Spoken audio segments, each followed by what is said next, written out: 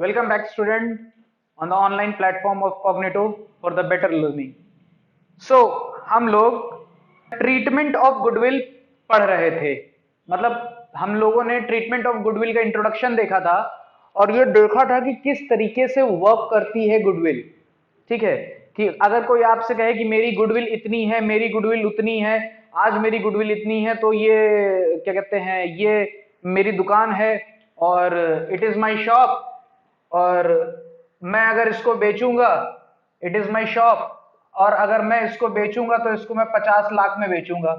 तो इसका मतलब ये हुआ कि इस शॉप की मान लीजिए लैंड की कीमत थी 5 लाख रुपीज, और क्या कहते हैं, इसमें जो सामान भरा था वो भी मान लेते हैं 5 लाख का सामान भरा था, जो फर्नीचर था वो भी मान लेते हैं 5 लाख का फर्नीचर था, और ये था ये लैंड, और इसमें जो क्या कहते हैं स्टॉक था वो,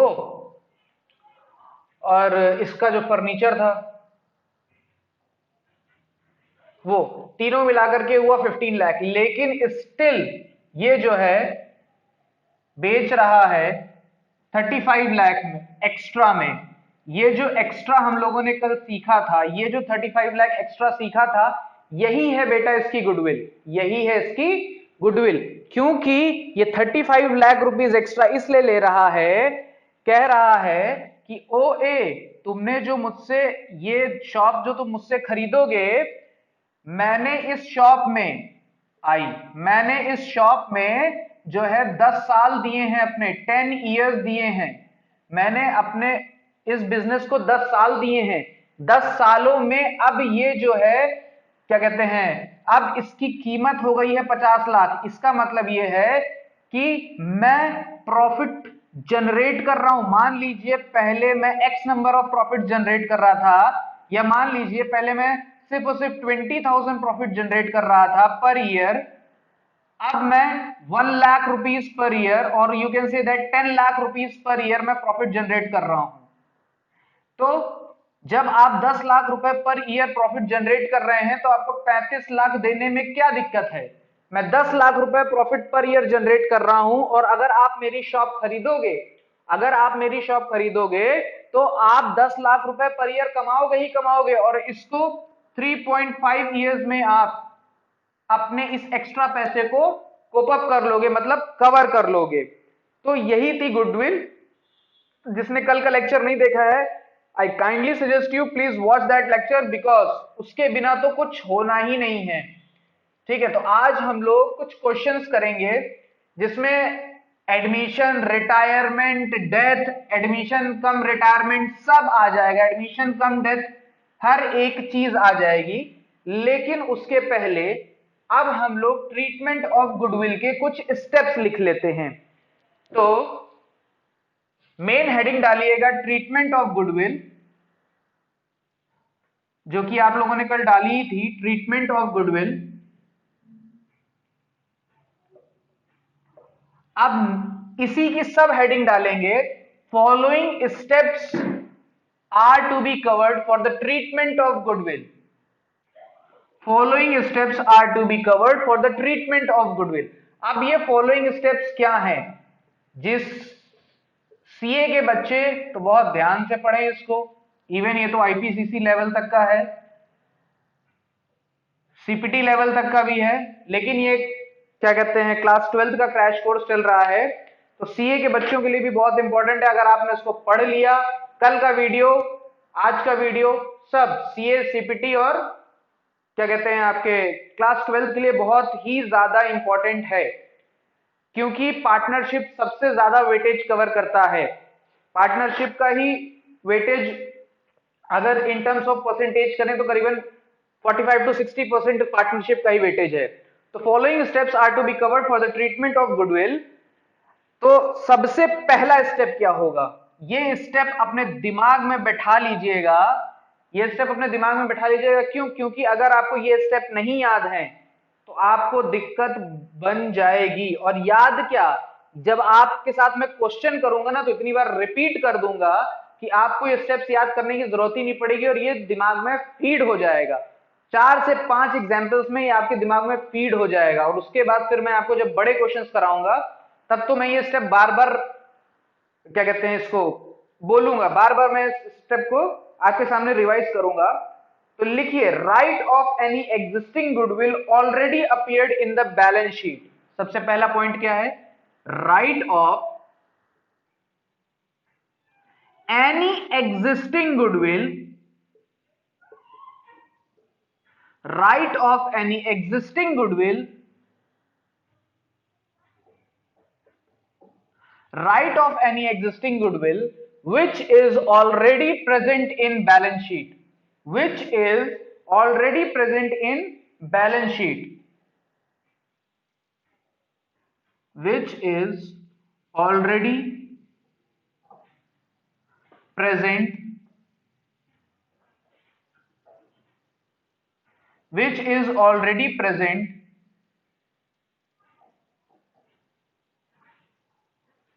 in balance sheet,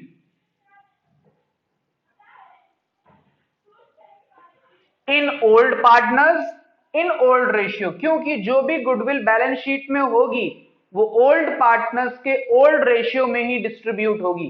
in old partners, in old ratio, in old partners, in old ratio,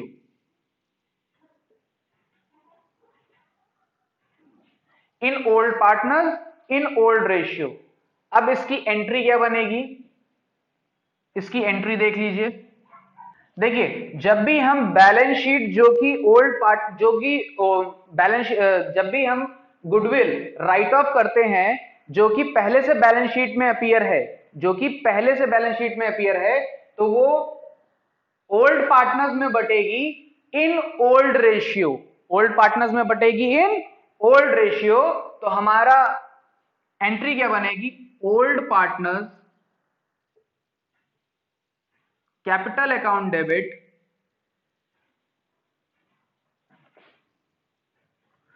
to goodwill account.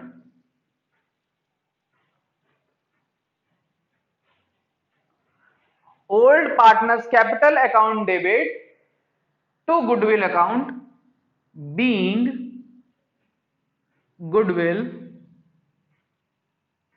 Written of,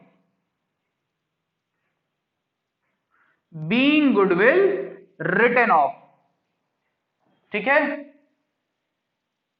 दूसरा पॉइंट देखिए क्या कह रहा है? Journalise goodwill adjustment entry. अब हम गुडविल का एडजस्टमेंट करते हैं, पहले गुडविल राइट ऑफ करेंगे, उसके बाद गुडविल का एडजस्टमेंट करेंगे। अभी मैं क्वेश्चन आपको कराऊंगा, परेशान मत होइएगा। पहले हम गुडविल राइट ऑफ करेंगे, सबसे पहला स्टेप है गुडविल को राइट ऑफ करना, दूसरा स्टेप है गुडविल का एडजस्टमेंट करना। Journalise goodwill adjustment, journalise goodwill adjustment entry, journalise goodwill adjustment, generalise goodwill adjustment entry. तो एंट्री क्या बनेगी? गुडविल एडजस्टमेंट की एंट्री क्या बनेगी? कल एक क्वेश्चन जो मैंने कराया था आपको वो गुडविल एडजस्टमेंट का ही क्वेश्चन था। पहला पार्ट नहीं था उसमें कवर, दूसरा पार्ट ही उसमें कवर था। तो गुडविल एडजस्टमेंट की एंट्री क्या बनेगी? ठीक है, credit goodwill to old partners in old ratio. क्या? Credit goodwill in old partners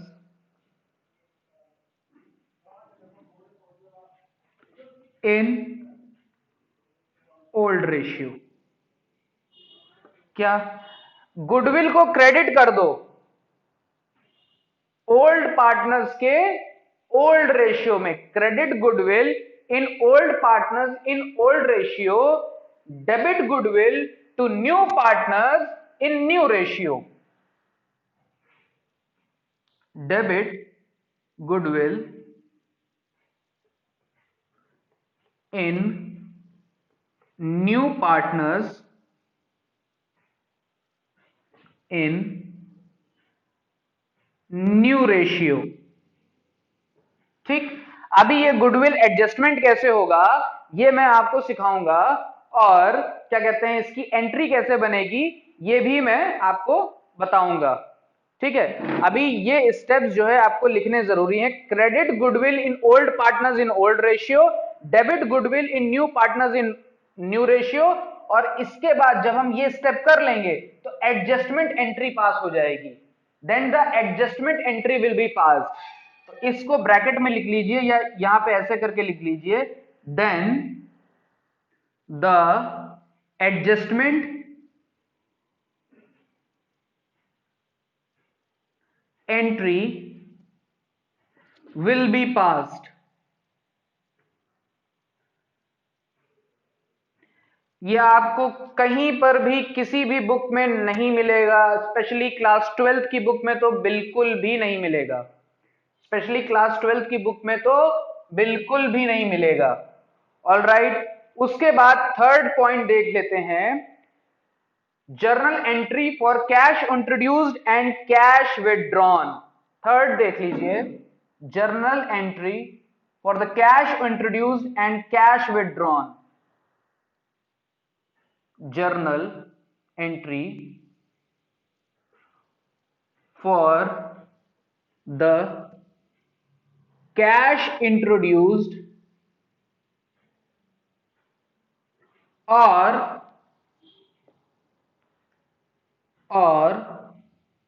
cash withdrawn. Journal entry for the cash introduced और कैश विदड्रॉन, अगर कैश इंट्रोड्यूस्ड हुई है, ठीक है, यहां पे लिख देते हैं कैश इंट्रोड्यूस्ड। अब अगर हमारे पास कैश आई है तो एंट्री क्या बनेगी, कैश आई है तो कैश अकाउंट डेबिट, कैश आई है तो कैश अकाउंट डेबिट, क्योंकि एसेट है, एसेट का कौन सा बैलेंस होता है, डेबिट बैलेंस होता है। मॉडर्न रूल किसी ने पढ़ा है कि नहीं पढ़ा है, मॉडर्न रूल किसी ने पढ़ा है, देख लीजिए मॉडर्न रूल यहां पर, देख लीजिए मॉडर्न रूल यहां पर।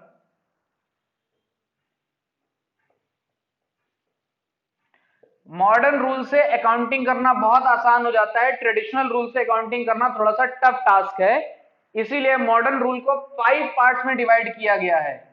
कितने पार्ट्स में डिवाइड किया गया है, 5 पार्ट्स में।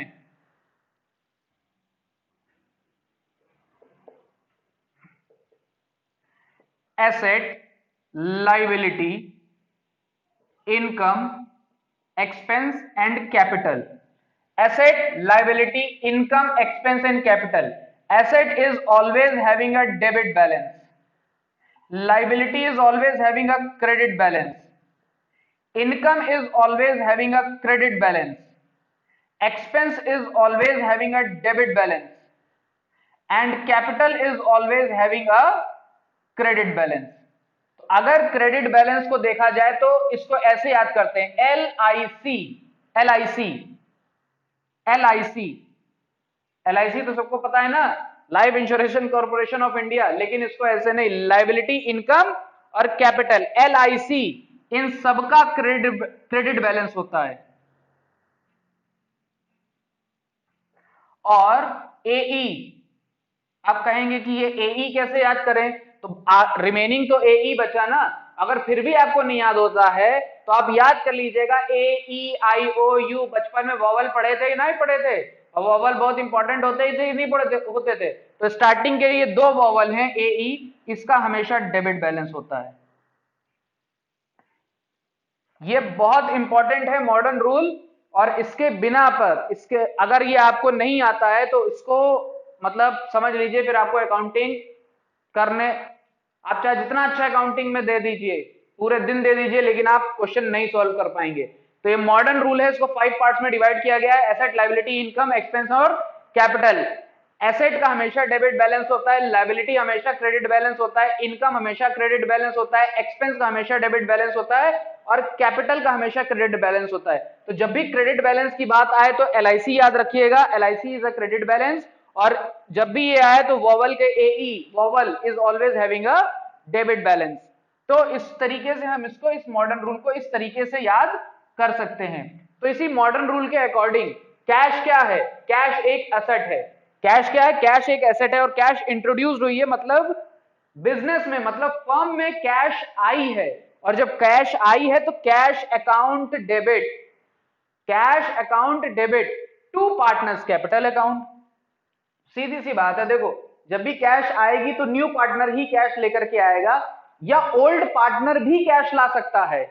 तो देखो चीजें 12th में चीजें ये हैं कि जब भी कैश आएगी तो न्यू पार्टनर ही कैश लेकर के आएगा, लेकिन when you will go beyond 12th, when you will do CA and when you will do IPCC intermediate level, और फाइनल की तो अलग ही बात हो गई है, अभी तो हम खुद फाइनल नहीं हुए हैं। तो आपको हमेशा याद रखना पड़ेगा कि कैश जब इंट्रोड्यूस्ड हुई है तो cash is having a debit balance, वो new because it is an asset, और वो न्यू पार्टनर भी ला सकता है, वो ओल्ड पार्टनर भी ला सकता है, लेकिन 12th में ये चीज नहीं है। इसीलिए मैं यहां पर लिख देता हूं to partners capital account. 12th में सिर्फ न्यू ही पार्टनर लेकर के आएगा। बहुत क्वेश्चन को करेंगे तो मेरे ख्याल से ऐसा करते नहीं है, आज तक तो कभी सीबीएसई में हुआ नहीं है।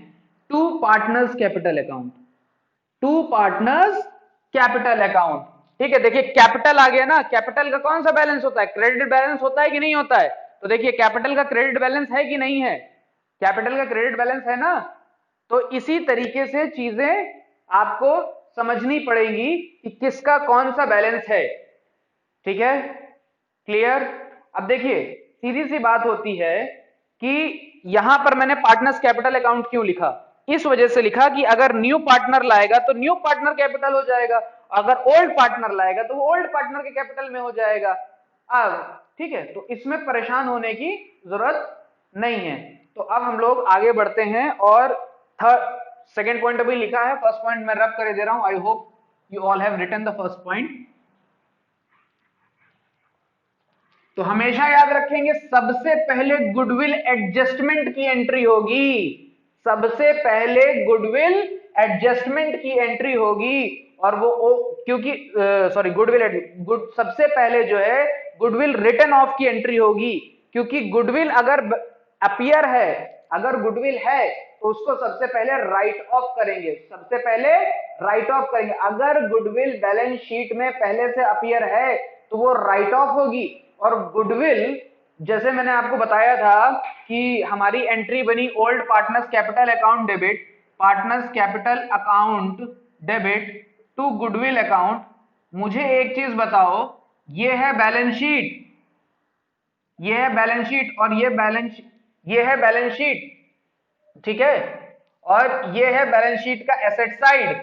एसेट साइड में गुडविल दे करके रखी है, एसेट साइड में गुडविल दे करके रखी है। पहली चीज तो ये गुडविल बैलेंस शीट में आनी ही नहीं चाहिए थी, क्योंकि एएस 26 मना करता है। पहले एएस 10 मना करता था, अब एएस 26 मना करता है। इसीलिए जब गुडविल बैलेंस शीट में आ गई है तो सबसे पहले मैं गुडविल को राइट ऑफ करूंगा, सबसे पहले मैं गुडविल को राइट ऑफ करूंगा। गुडविल एक एसेट है, एक इनटेंजिबल एसेट है। गुडविल का डेबिट बैलेंस होता है। किसी भी चीज को खत्म करना है तो अगर वो डेबिट है तो उसको कर दो क्रेडिट, अगर वो क्रेडिट है तो उसको कर दो डेबिट। इसीलिए गुडविल डेबिट हो गई, इसीलिए गुडविल डेबिट से क्रेडिट हो गई, ठीक है। तो सबसे पहले गुडविल अगर बैलेंस शीट में अपीयर हो रही है तो गुडविल को हम सबसे पहले खत्म करेंगे, उसके बाद गुडविल एडजस्टमेंट का प्रोसेस करेंगे, गुडविल एडजस्टमेंट का प्रोसेस करेंगे, और जिसमें क्या करेंगे, गुडविल एडजस्टमेंट का प्रोसेस करेंगे और उसमें क्या करेंगे, credit goodwill in old partners in old ratio. जिसकी गुडविल उसके हवाले कर देंगे, जिसकी गुडविल उसके हवाले, इसका यही मतलब है, जिसकी गुडविल उसके हवाले। और इसका क्या मतलब है, इसका ये मतलब है कि debit goodwill in new partners in new ratio का मतलब है कि नए पार्टनर अगर इंट्रोड्यूस हुआ है, नया पार्टनर अगर इंट्रोड्यूस हुआ है तो हमें क्या करना पड़ेगा, उस गुडविल को फिर से नए रेशियो में बांटना पड़ेगा। तो पहले जिसकी गुडविल उसके हवाले, फिर फर्म की पूरी गुडविल सबके हवाले, ठीक है। तो जिसकी गुडविल उसके हवाले, सबकी गुडविल सबके हवाले, ठीक, ये चीज याद रखिएगा। तो फिर उसके बाद आता है journal entry for the cash introduce और कैश विड्रॉन। फिर उसके बाद हम कैश इंट्रोड्यूस या कैश विड्रॉन की एंट्री करेंगे। अगर कैश आई है तो कैश अकाउंट डेबिट हो जाएगा पार्टनर्स कैपिटल अकाउंट, क्योंकि कैश एक एसेट है, एसेट का डेबिट बैलेंस होता है। पार्टनर्स कैपिटल अकाउंट, क्योंकि पार्टनरशिप पढ़ रहे हैं तो कैपिटल अकाउंट में डालेंगे, तो पार्टनर्स के कैपिटल अकाउंट में डालेंगे, नहीं तो क्या प्रोप्राइटर कैपिटल अकाउंट में डालेंगे क्या, कि एक इंडिविजुअल पर्सन के, जिसकी जिसकी कैश उसके हवाले। ठीक है, तो कैश इंट्रोड्यूस हुई तो पार्टनर्स कैपिटल में चली गई। अब यहीं पर आ जाता है कैश विदड्रॉन। क्या आ गया, कैश विदड्रॉन। अब मुझे एक बात बताइए, अगर कैश बिजनेस से निकाली गई है, अगर कैश बिजनेस से निकाली गई है तो मुझे बताओ मेरी एसेट बढ़ रही है कि घट रही है? मेरी एसेट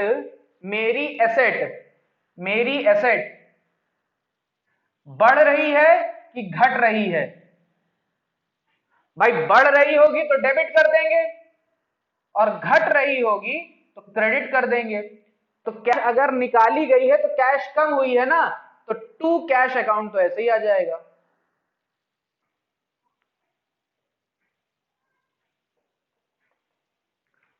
ठीक, टू कैश अकाउंट ऐसे ही आ जाएगा। अब मैंने अगर कैश को निकाल लिया है तो मेरा कैपिटल भी तो कम होगा, उन पार्टनर्स का कैपिटल भी तो कम होगा। तो मैंने अभी क्या बताया, अगर किसी का क्रेडिट बैलेंस है और उसको खत्म करना है तो उसका डेबिट बैलेंस कर दो, तो इधर हो जाएगा partners capital account debit being cash withdrawn. Simple. और यहां पर क्या हो जाएगा, इसका नरेशन मैं बगल में लिखे दे रहा हूं, आप नीचे ही लिखिएगा, being cash introduced, being cash introduced, और इधर क्या हो जाएगा, बीइंग कैश विदड्रॉन। सिंपल सी चीज है। अब देखिए, अभी मैंने आपके सामने एएस 26 का जिक्र किया था, तो अब एएस 26 को देख लीजिए। आई होप आपने पॉइंट नंबर 2 और पॉइंट नंबर 3 के इंट्रोडक्शन तक का पार्ट लिख लिया होगा, इसीलिए मैं मिटा रहा हूं इसको, that's why I am rubbing it. So देख लीजिए, last point and most important point.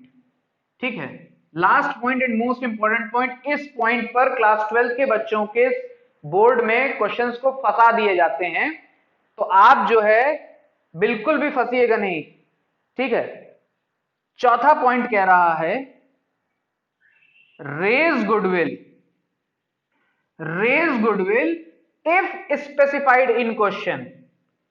मतलब, कहने का मतलब क्या है कि अभी जैसे मैंने सबसे पहली एंट्री आपको कराई थी कि बैलेंस शीट में ये जो गुडविल आ रही है कुछ अमाउंट से, ये जो गुडविल आ रही है कुछ अमाउंट से, इसको बैलेंस शीट में रेज करने की बात करी जा रही है।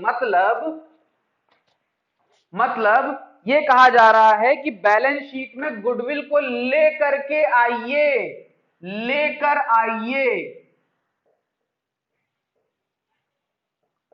लेकर आइए। पहली चीज, हम गुडविल कभी रेज नहीं करेंगे, हम गुडविल कभी भी रेज नहीं करेंगे। क्यों नहीं रेज करेंगे? क्योंकि एएस 26 गुडविल को रेज करने से मना करता है। एएस 26 गुडविल को रेज करने से मना करता है। और क्यों रेज करने से मना करता है, मुझे एक बात बताइए।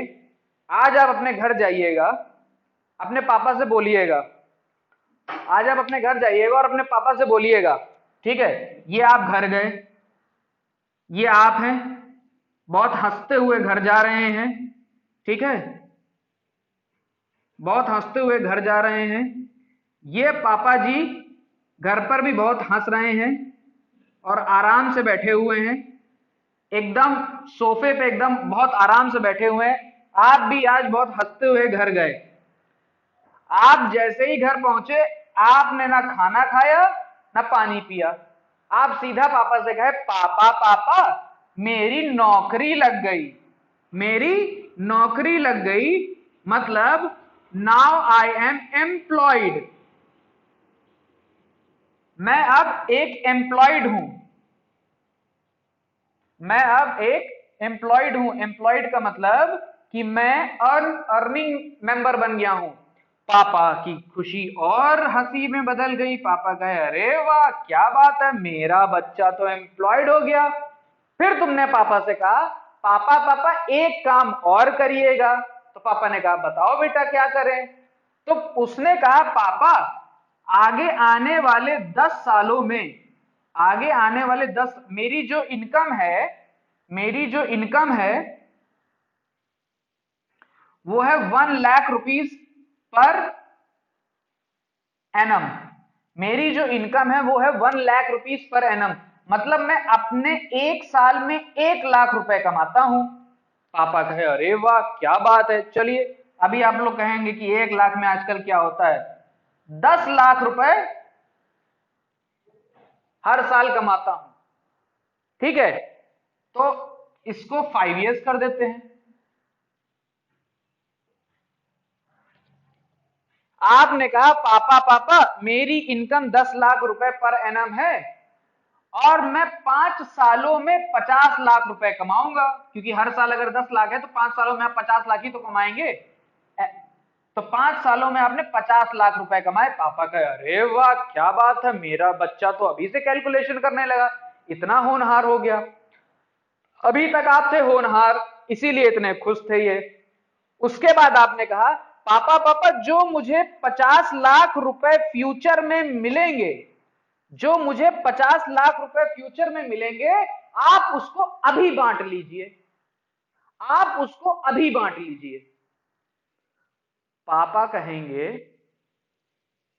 तुम्हारा दिमाग दिमाग तो नहीं खराब हो गया है, तुम्हारे पहले 2 कंटाप मारेंगे और उसके बाद कहेंगे कि एक काम करो बच्चा, तुम जॉब वॉब छोड़ करके घर पर बैठ जाओ, तुम्हारा दिमाग दिमाग हिल गया है।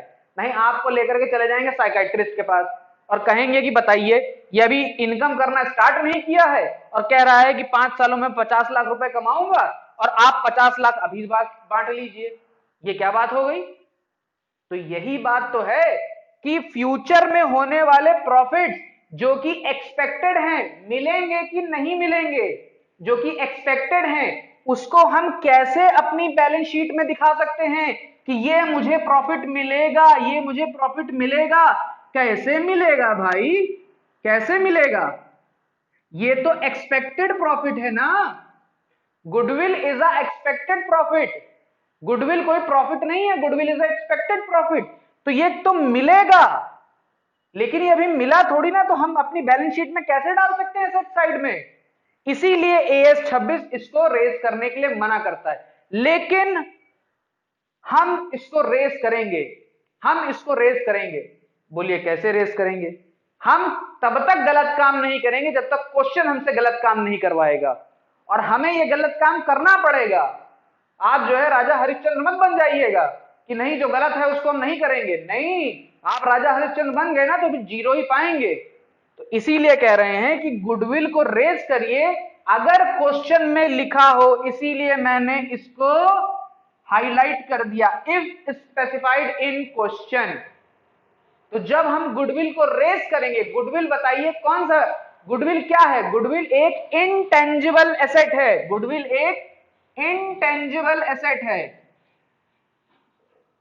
गुडविल एक इनटेंजिबल एसेट है। और एसेट को अगर बढ़ाना है तो एसेट को डेबिट कर दो, एसेट को अगर बढ़ाना है तो एसेट को डेबिट कर दो। तो गुडविल अकाउंट डेबिट।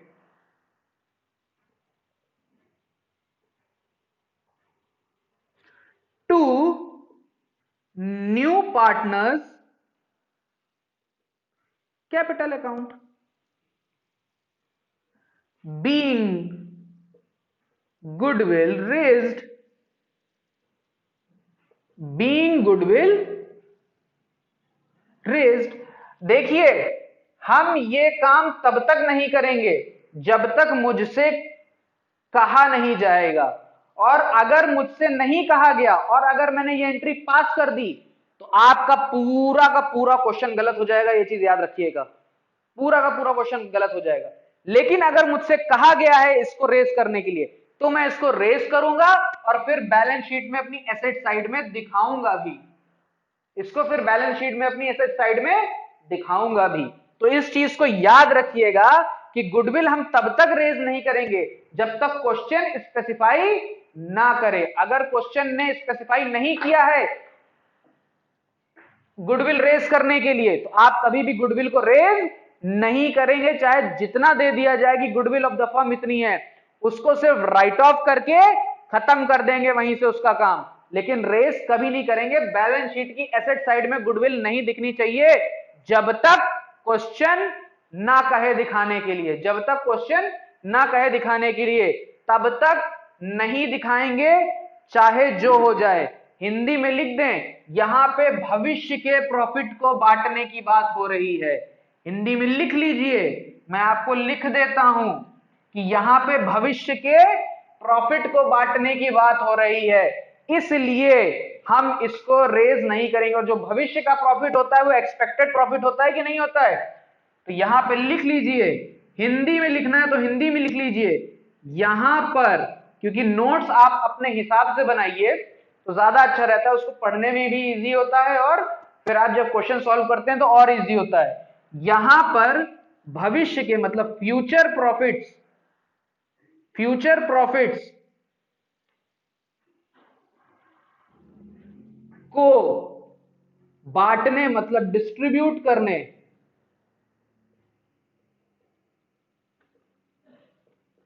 की बात हो रही है।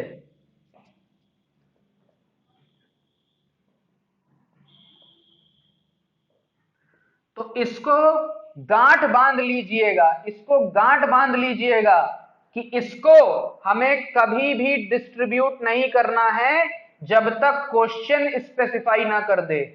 जब तक क्वेश्चन स्पेसिफाई ना कर दे तब तक हम इसको रेज नहीं करेंगे, और जब रेज करना होगा तो goodwill account debit to new partners capital account करके इसको रेज कर देंगे। तो अभी तक हम लोगों ने क्या सीखा, following steps are to be covered for the treatment of goodwill. कौन कौन से स्टेप्स कवर होते हैं ट्रीटमेंट ऑफ गुडविल में?